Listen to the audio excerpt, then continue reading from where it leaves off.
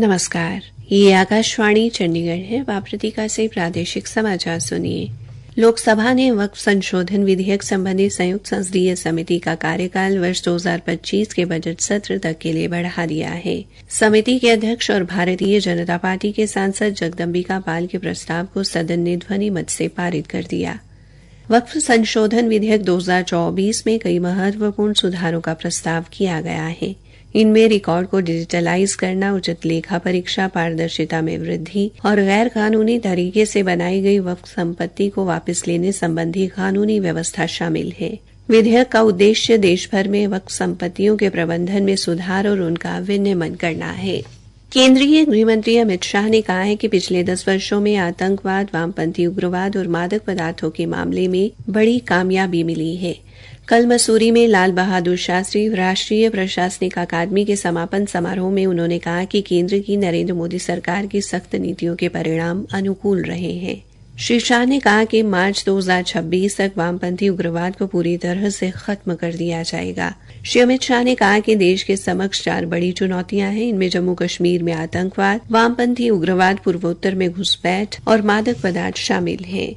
BJP के प्रदेशाध्यक्ष मोहनलाल बड़ौली ने कल फतेहाबाद के रतिया क्षेत्र में सदस्यता अभियान को लेकर कार्यकर्ताओं की बैठक ली। उन्होंने कार्यकर्ताओं को हमेशा तैयार रहने और सदस्यता अभियान में बढ़-चढ़ कर भाग लेने को कहा। कांग्रेस द्वारा ईवीएम के खिलाफ की जा रही बयानबाजी को लेकर श्री बड़ौली ने कहा कि रोहतक से दीपेंद्र हुड्डा इस्तीफा देकर और जनमत संग्रह करवा ले, उन्हें ईवीएम की सत्यता का पता चल जाएगा। मीडिया से बातचीत में उन्होंने कहा कि जिन लोगों के द्वारा विधानसभा चुनाव में खिलाफत की गई है, उन पर भी जरूर कार्रवाई की जाएगी। मुख्यमंत्री नायब सिंह के लिए खरीदे गए नए हेलीकॉप्टर पर पिछले दिनों कांग्रेस द्वारा सवाल खड़े किए जाने को लेकर श्री बड़ौली ने कहा कि पहले वाले हेलीकॉप्टर में कोई तकनीकी गड़बड़ी थी, इसी के चलते नया हेलीकॉप्टर खरीदा गया है। इस प्रकार के साधन आपदा के समय काम आते हैं। अंतर्राष्ट्रीय गीता महोत्सव में हरियाणा के राज्यपाल बंडारू दत्तात्रेय ने कल मंत्रोच्चारण और शंखनाद की ध्वनि के बीच सायंकालीन महाआरती का शुभारंभ किया।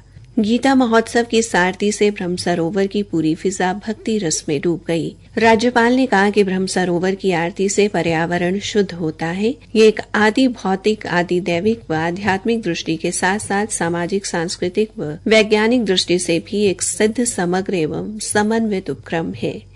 उन्होंने मुख्यमंत्री नायब सिंह द्वारा शुरू किए गए स्वच्छता अभियान की प्रशंसा की और हर व्यक्ति को इस अभियान में सहयोग देने को कहा।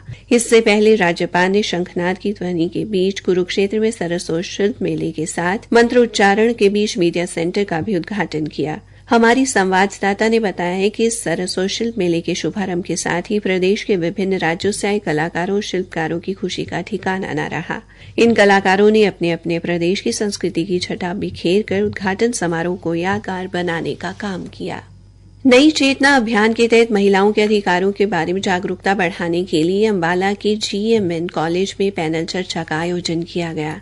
समाज शास्त्र विभाग द्वारा करवाई गई इस चर्चा के माध्यम से प्राचार्य डॉक्टर रोहित दत्त और समाज शास्त्र विभाग के अध्यक्ष एवं कार्यक्रम की संयोजिका प्रोफेसर मनदीप कौर ने घरेलू हिंसा से महिलाओं के संरक्षण बारे अधिनियम व शी बॉक्स पोर्टल बारे जागरूक किया।